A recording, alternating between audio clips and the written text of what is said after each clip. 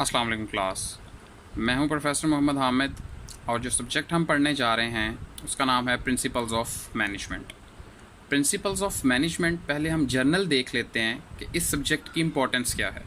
जैसे कि आप सब बीबीए के स्टूडेंट्स हैं और बीबीए में आप डिफरेंट मैनेजमेंट के सब्जेक्ट्स पढ़ेंगे, project management, leadership, even introduction to marketing, introduction to HRM. इन तमाम सब्जेक्ट्स में आपको मैनेजमेंट के बेसिक कॉन्सेप्ट्स नज़र आएंगे जो कि हम इस कोर्स में स्टडी करेंगे। अब प्रिंसिपल्स ऑफ मैनेजमेंट में जो पहला चैप्टर है जो हम स्टडी करने जा रहे हैं वो है introduction to management and organisation.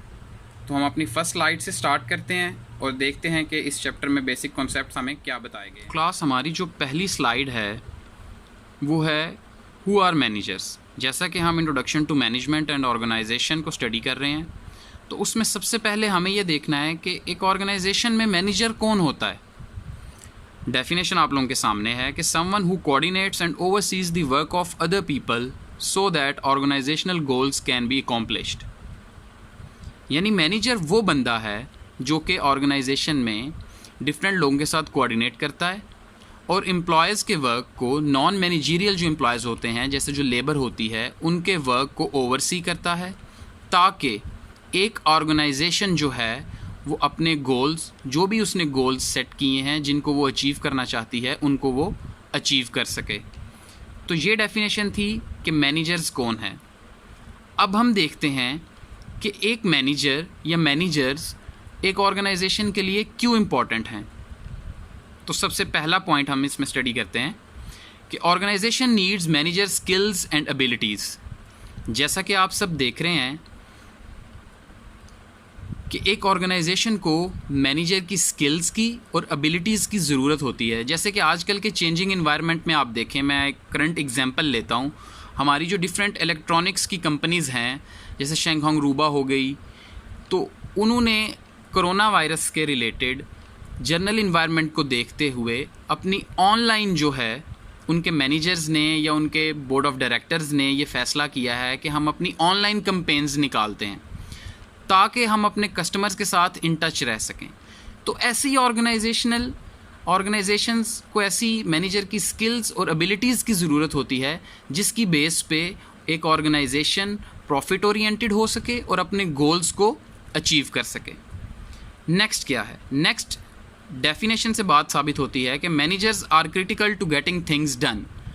यानी अगर आपकी लेबर काम कर रही है और उस लेबर को ये पता है कि हमें कोई भी बंदा ओवरसी या हमारे साथ कोई भी बंदा कोऑर्डिनेट नहीं कर रहा, तो वो उतने अच्छे तरीके से अपना काम परफॉर्म नहीं कर सकेगी। ऐसा ही है जैसे हम देख लें कि एक स्टूडेंट वो सारा साल पढ़े और उसे पता हो कि मैंने पेपर्स नहीं देने, तो वो उतने अच्छे तरीके से स्टडी नहीं करेगा। इसी तरह अगर एम्प्लॉयज़ को ये पता होगा कि एक बंदा, एक मैनेजर, हमारा सुपरवाइज़र जो कि हमें रिव्यू कर रहा है हमारी परफॉर्मेंस को, तो वो अपनी परफॉर्मेंस को बेहतर से बेहतर बनाने की कोशिश करेंगे और ये चीज़ ऑर्गेनाइजेशन के फ़ायदे में जाएगी। इसीलिए ये पॉइंट है कि managers are critical to getting things done. Next है कि quality of relationship between employees and supervisors. ये बहुत इंपॉर्टेंट पॉइंट है कि quality of relationship between employees and supervisor means कि ऑर्गेनाइजेशन में जो मैनेजर्स होते हैं वो अपने एम्प्लॉयज़ के साथ रिलेशनशिप बिल्ड करते हैं ताकि वो उन एम्प्लॉयज़ की नीड्स को असेस कर सकें और उनके रिगार्डिंग उन्हें रिसोर्सेज प्रोवाइड कर सकें जिनकी मदद से वो अपना काम परफॉर्म कर सकें। नेक्स्ट है कि managerial abilities were important in creating organizational value. अगर आपके मैनेजर्स की एबिलिटीज़, स्किल्स अच्छी हैं तो वो आपकी ऑर्गेनाइजेशनल वैल्यू को क्रिएट करने में मदद देंगी, आपको मार्केट वैल्यू क्रिएट करने में मदद देंगी।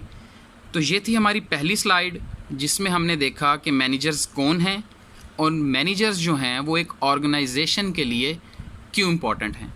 अब हम मूव आउट करते हैं अपनी नेक्स्ट स्लाइड की तरफ।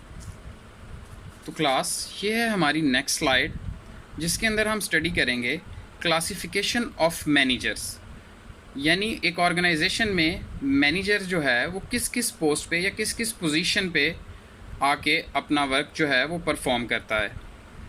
तो सबसे टॉप पे आपको टॉप मैनेजमेंट का नज़र आ रहा होगा ट्रायंगल, उसके नीचे middle management, then first line managers और उसके नीचे non managerial employees.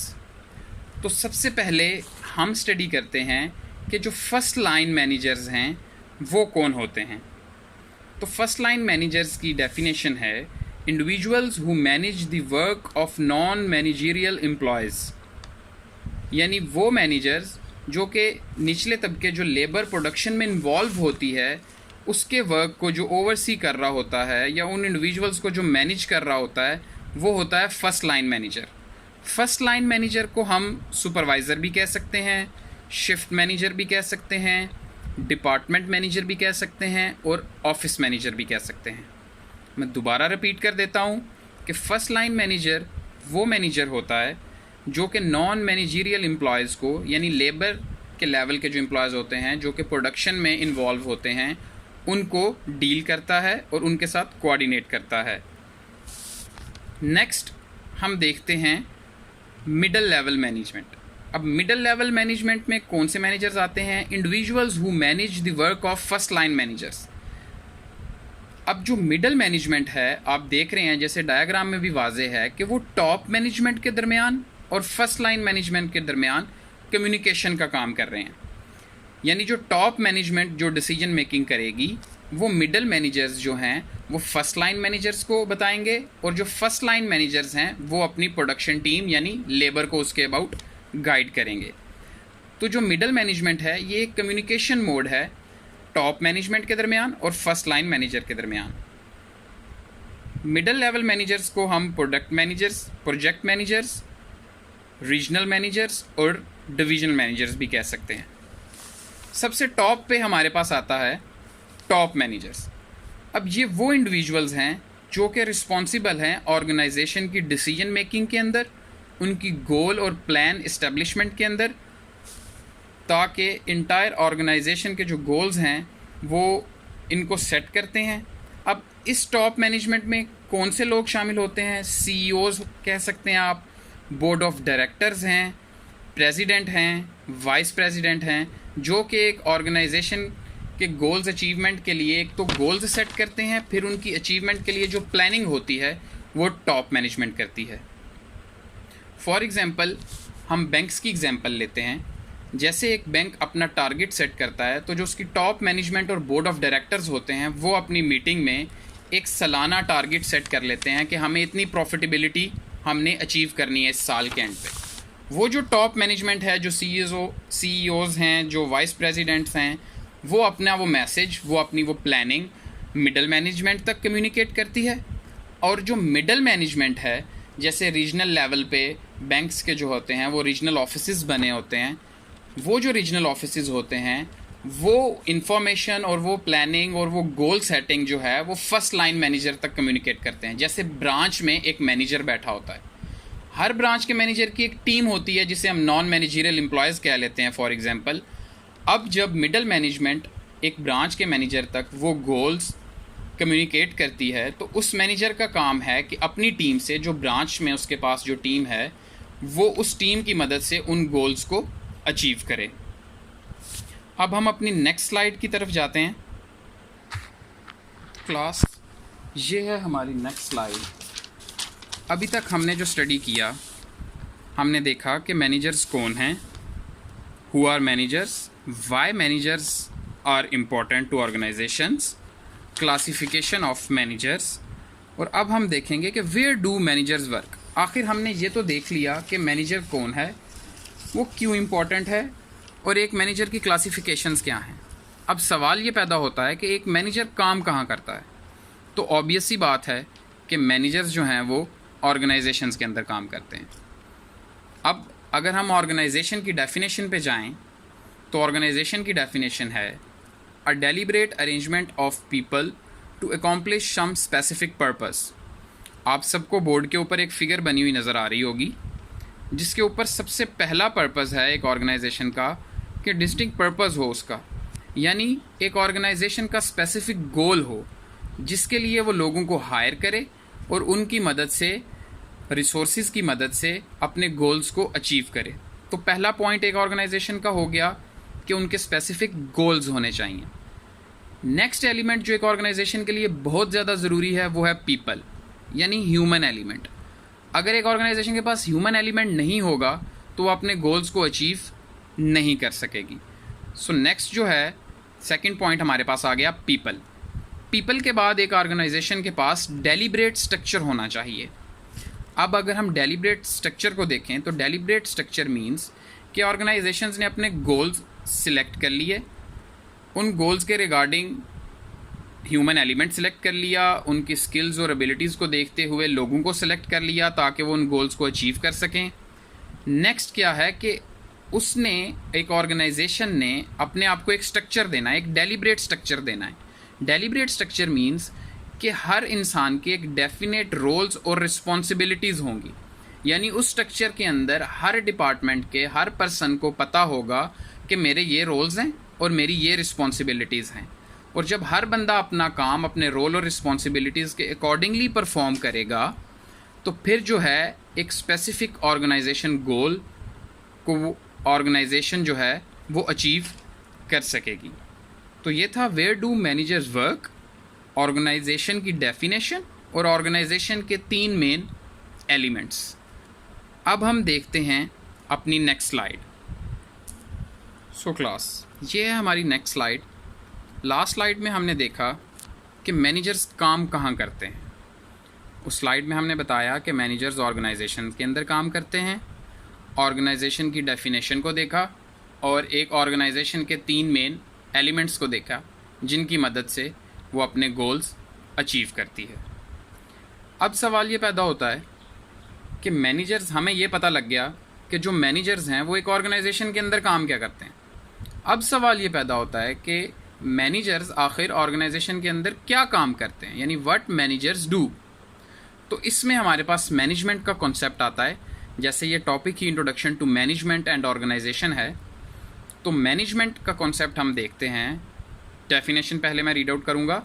Involves coordinating and overseeing the work activities of others so that their activities are completed efficiently and effectively। यानी मैनेजमेंट क्या है कि आप दूसरे एम्प्लॉयज़ के साथ कोऑर्डिनेट करें, उनकी एक्टिविटीज़ को ओवरसी करें ताकि वो अपना काम एफिशिएंटली और इफ़ेक्टिवली परफॉर्म कर सकें और अपने टास्क को कंप्लीट कर सकें और अपने गोल्स को एकम्प्लिश कर सकें ताकि एक ऑर्गेनाइजेशन को फ़ायदा हो। अब जैसा कि आपको क्लियरली नज़र आ रहा होगा, मैनेजमेंट की डेफिनेशन में हमें 2 कॉन्सेप्ट नज़र आ रहे हैं कि activities are completed efficiently and effectively. तो अब हम देखेंगे कि एक काम को एफिशिएंटली परफॉर्म करने का क्या मतलब है और इफ़ेक्टिवली परफॉर्म करने का क्या मतलब है। मैं एक एग्जांपल से आपको ये दोनों वर्ड्स के कॉन्सेप्ट को डिफ़ाइन करता हूँ। चलते हैं अपनी नेक्स्ट स्लाइड की तरफ। सो क्लास, ये है हमारी नेक्स्ट स्लाइड। जैसा कि हम पिछली स्लाइड में कॉन्सेप्ट देख रहे थे, व्हाट डू मैनेजर्स डू, यानी मैनेजर्स क्या काम करते हैं एक ऑर्गेनाइजेशन के अंदर। तो मैनेजर्स जो हैं वो मैनेजमेंट करते हैं, कॉन्सेप्ट हमने देखा।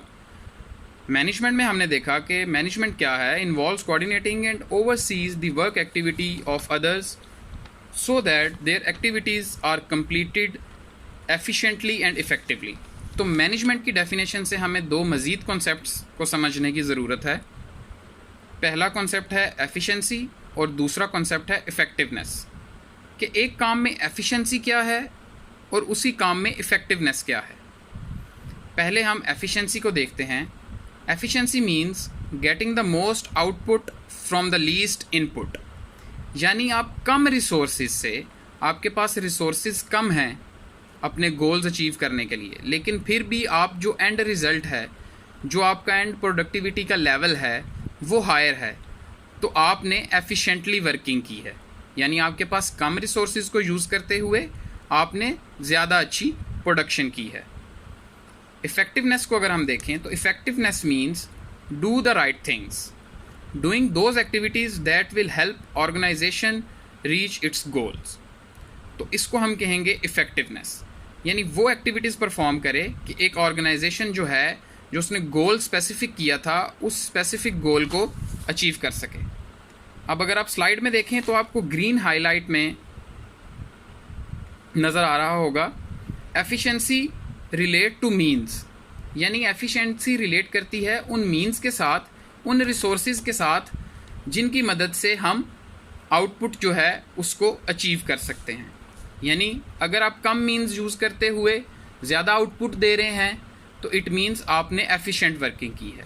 और जो हमारी इफ़ेक्टिवनेस है वो रिलेट करती है हमारे एंड रिज़ल्ट के साथ। यानी एक जो प्रोडक्ट जो हमने बनाई है, फॉर एग्ज़ाम्पल एक गाड़ियों की कंपनी है और वो एक गाड़ी तैयार कर लेती है, तो जो उसने गाड़ी बनाई है उसकी क्वालिटी क्या है, जो उसका एंड रिज़ल्ट आया है उसकी क्वालिटी क्या है, वो एंड रिज़ल्ट से इफ़ेक्टिवनेस जो है वो रिलेट करती है।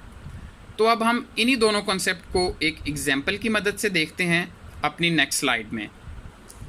क्लास अब हम देखते हैं एफिशिएंसी और इफ़ेक्टिवनेस के कॉन्सेप्ट को एक एग्जाम्पल की मदद से। मैंने दो कंपनीज़ ली हैं जैसा कि आपको बोर्ड पे नज़र आ रहा होगा। पहली कंपनी है टोयोटा, जो कि हम सबको पता है कि कार्स बनाते हैं, और निसान जो कि दूसरी कंपनी है और वो भी कार्स बनाते हैं। अब सबसे पहले हम टोयोटा और निसान के बीच में एफिशिएंसी के कॉन्सेप्ट को देखते हैं कि इन दोनों में से कौन सी कंपनी ज़्यादा एफिशिएंट वर्किंग कर रही है। तो जैसे आपको टोयोटा के साथ नेक्स्ट सर्कल में रिसोर्सेज की हेडिंग नज़र आ रही होगी। रिसोर्सेज में हमारे पास फॉर एग्जांपल एम्प्लॉयज़, टाइम और मनी। अगर टोयोटा कंपनी जो है वो इन रिसोर्सेज को इस्तेमाल करते हुए 100 कार्स बना रही है और निसान जो है वो इन्हीं रिसोर्सेज को इस्तेमाल करते हुए 80 कार्स बना रही है, तो हम ये कह सकते हैं कि टोयोटा निसान से ज़्यादा एफिशिएंट वर्किंग कर रही है, क्योंकि वो सेम रिसोर्सेज से प्रोडक्शन उनकी ज़्यादा है। वो सेम रिसोर्सेज से 100 कार्स बना रहे हैं, और जो निसान कंपनी है वो सेम रिसोर्सेज से 80 कार्स बना रही है। तो इस बेस पे टोयोटा जो है वो निसान से ज़्यादा एफिशिएंट वर्किंग कर रही है इन सेंस ऑफ प्रोडक्शन। अब हम देखते हैं इफ़ेक्टिवनेस का कॉन्सेप्ट। इफ़ेक्टिवनेस के कॉन्सेप्ट में अब आपको बोर्ड पे दो एलिमेंट्स न्यू नज़र आ रहे होंगे, जो कि एलिमेंट है टोयोटा कंपनी में भी क्वालिटी का और निसान कंपनी में भी क्वालिटी का। अब पहले तो हमने ये देख लिया कि टोयोटा 3 रिसोर्सेज को यूज़ करते हुए 100 कार्स बना रही है और निसान उन्हीं 3 रिसोर्सेज को यूज़ करते हुए 80 कार्स बना रही है। तो हमने ये बोल दिया कि जो टोयोटा है वो मोर एफिशिएंट है अकॉर्डिंग टू निसान, क्योंकि वो रिसोर्सेज यूज़ कर रही है और ज़्यादा कार्स बना रही है, और निसान वही रिसोर्सेज यूज़ कर रही है और कम कार्स बना रही है। अब एफिशिएंसी को हमने पिछली स्लाइड्स में बोला था कि एफिशिएंसी रिलेट टू मीन्स, ये रिसोर्सेज वो मीन्स हैं, ठीक है। और इफ़ेक्टिवनेस का हमने क्या बोला था? इफ़ेक्टिवनेस का हमने बोला था कि वो एंड रिज़ल्ट पे डिपेंड करती है। अब फॉर एग्जांपल टोयोटा ने इन्हीं रिसोर्सेज को यूज़ करते हुए 100 कार्स बनाई, लेकिन उन कार्स की जो क्वालिटी थी उसको रेट किया गया 9 आउट ऑफ 10। निसान ने इन्हीं रिसोर्सेज को यूज़ करते हुए 80 कार्स बनाई और उन कार्स की क्वालिटी को रेट किया गया 10 आउट ऑफ 10। तो अब हम ये कह सकते हैं कि जो निसान की एंड रिज़ल्ट था, जो उनकी कार्स की क्वालिटी थी, वो टोयोटा से अच्छी थी। तो उस बेस पे हम ये कह सकते हैं कि निसान ने ज़्यादा इफ़ेक्टिव वर्क किया है टोयोटा की निस्बत। लेकिन अगर टोयोटा की यही क्वालिटी 10 आउट ऑफ 10 हो जाए, तो अब हम ये कह सकते हैं कि जो टोयोटा है वो ज़्यादा एफिशिएंट और इफ़ेक्टिव है निसान से, क्योंकि उसकी क्वालिटी भी इक्वल है और वो कम रिसोर्सेज से ज़्यादा प्रोडक्शन भी कर रही है। तो ये था एफिशिएंसी और इफ़ेक्टिवनेस का कॉन्सेप्ट। अब हम चलते हैं अपनी नेक्स्ट स्लाइड की तरफ। सो क्लास, हमारी नेक्स्ट स्लाइड है मैनेजमेंट फंक्शंस। मैं थोड़ा सा रिपीट करता चलूँ। सबसे पहले हमने आज के लेक्चर में देखा कि मैनेजर्स कौन होते हैं, मैनेजर्स एक ऑर्गेनाइजेशन के लिए क्यों इम्पोर्टेंट हैं, क्लासिफिकेशन ऑफ मैनेजर्स को हमने स्टडी किया। उसके बाद क्लासिफिकेशन ऑफ मैनेजर्स में हमने फर्स्ट लाइन मैनेजर्स देखे, मिडल मैनेजर्स देखे, टॉप मैनेजर्स देखे। फिर हमने ये स्टडी किया कि मैनेजर्स काम कहाँ करते हैं। देन उसके बाद हमने जो स्टडी किया व्हाट मैनेजर्स डू, मैनेजमेंट का कॉन्सेप्ट स्टडी किया। मैनेजमेंट के कॉन्सेप्ट में हमने एफिशिएंसी और इफेक्टिवनेस को देखा। अब हमने ये देखना है, जब हमने मैनेजमेंट का कॉन्सेप्ट स्टडी कर लिया और उसमें जो दो कॉन्सेप्ट्स थे एफिशिएंसी और इफेक्टिवनेस को देख लिया, तो अब हमने देखने हैं कि फंक्शंस ऑफ मैनेजमेंट जो है वो कौन से होते हैं। तो जैसा कि आप लोगों को बोर्ड पे नज़र आ रहा होगा कि मैनेजमेंट के 4 फंक्शंस हैं। मैनेजमेंट प्लान करती है, प्लानिंग, ऑर्गेनाइज करती है, ऑर्गेनाइजिंग, लीड करती है अपने एम्प्लॉयज़ को, लीडिंग, और कंट्रोल करती है अपने एम्प्लॉयज़ को, कंट्रोलिंग। अब मैं आपको जर्नल बता दूं कि मैनेजर्स या मैनेजमेंट ये सारे काम क्यों करती है। तो एक ऑर्गेनाइजेशन का, जैसे मैंने आपको पहले बताया कि वो एक गोल सेट कर लेती है जिसको उसने अचीव करना होता है, तो वो मैनेजमेंट के इन फंक्शंस की मदद से अपने उन गोल्स को अचीव करती है। तो सबसे पहले हम डेफिनेशन देख लेते हैं, फिर एक टेबल की मदद से इनके कॉन्सेप्ट को समझ लेंगे। सबसे पहले है प्लानिंग। अब प्लानिंग में मैनेजमेंट क्या करेगी? Management function that involve setting goals, establishing strategies for achieving those goals and developing plans to integrate and coordinate activities. अब प्लानिंग में मैनेजमेंट का जो फंक्शन है वो क्या काम परफॉर्म कर रहा है कि सबसे पहले गोल सेटिंग आ जाएगी कि आपने क्या गोल्स अचीव करने हैं, आप वो डिसाइड कर लेंगे। उसके बाद आप उन गोल्स को अचीव करने के लिए स्ट्रेटजीज़ डेवलप करेंगे कि आपने किन स्ट्रेटजीज़ की मदद से उन गोल्स को अचीव करना है। देन आप प्लान्स बनाएंगे और कोऑर्डिनेट करेंगे अपने एम्प्लॉयज़ के साथ उस प्लानिंग को, ताकि गोल्स को अचीव किया जा सके। नेक्स्ट जो सेकंड फंक्शन है वो हम देखें तो ऑर्गेनाइजिंग। ऑर्गेनाइजिंग है management function that involves arranging and structuring work to accomplish the organization goals. सबसे पहले आपने प्लानिंग कर ली। अब आपने प्लानिंग का और जो स्ट्रेटजीज़ आपने डेवलप की हैं, जो प्लानिंग फेज़ में आपने बनाई हैं, अब आपने उनका एक स्ट्रक्चर बिल्डअप करना है ताकि उस प्लानिंग और उस स्ट्रक्चर की मदद से आप ऑर्गेनाइजेशनल के गोल्स को अचीव कर सको। नेक्स्ट स्लाइड में हम देखते हैं लीडिंग एंड कंट्रोलिंग।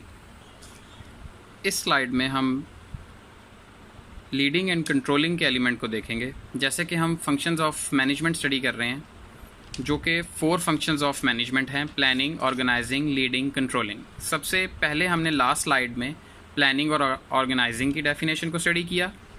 अब हम लीडिंग और कंट्रोलिंग की डेफिनेशन को स्टडी करेंगे और फिर एक टेबल की मदद से डिस्क्राइब करेंगे कि इन 4 फंक्शंस में क्या काम परफॉर्म हो रहे हैं।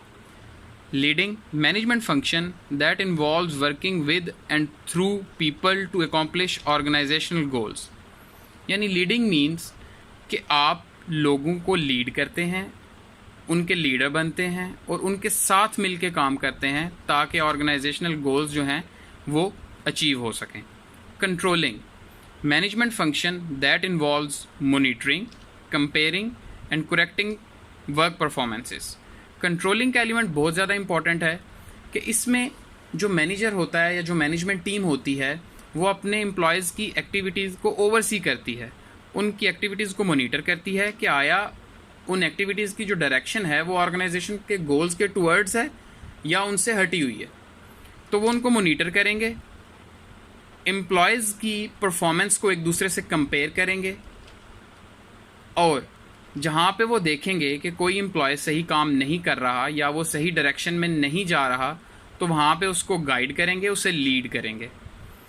अब हम टेबल की मदद से देखते हैं कि 4 फंक्शंस ऑफ मैनेजमेंट जो है वो क्या हैं। सबसे पहला आ गया प्लानिंग। प्लानिंग में जैसे हमने डेफिनेशन में भी बात की थी कि प्लानिंग है सेटिंग गोल्स।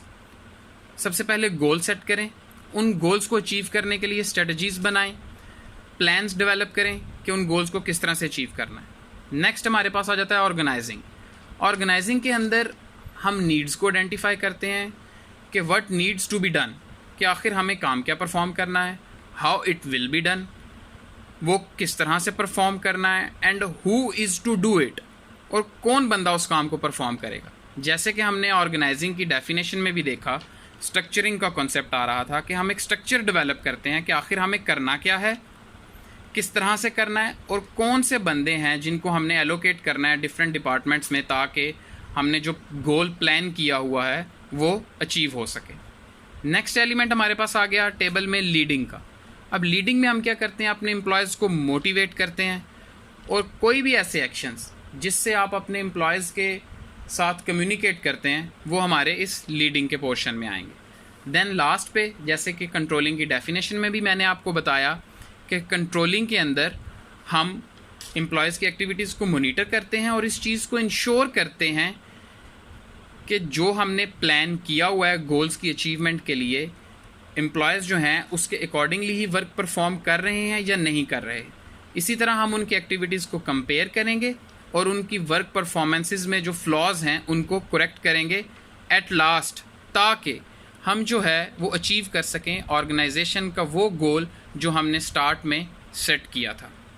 तो ये था आज का हमारा टॉपिक। मैं एक दफ़ा फिर से रिपीट कर देता हूँ कि आज के टॉपिक में हमने क्या क्या चीज़ें स्टडी की हैं। सो क्लास, आज हमने लेक्चर 1 में जिन चीज़ों को स्टडी किया, एट द एंड मैं उनके हेडिंग्स आपको बता रहा हूँ ताकि आपको फर्स्ट लेक्चर को समराइज़ करने में आसानी हो। सबसे पहले हमने स्टडी किया हु आर मैनेजर्स, देन हमने देखा वाई मैनेजर्स इम्पोर्टेंट, देन हमने क्लासिफिकेशन ऑफ मैनेजर्स को देखा, उसके बाद हमने देखा where do managers work, what do managers do, concept of efficiency and effectiveness with example, और एट द लास्ट हमने 4 फंक्शंस ऑफ मैनेजमेंट को स्टडी किया। ये था हमारा लेक्चर 1। आप इस लेक्चर को सुनें और अपने क्वेश्चंस को नोट आउट करें और देन डिस्कशन सेशन में अपने उन क्वेश्चंस को क्लियर कर लें। Thank you. अस्सलामु अलैकुम।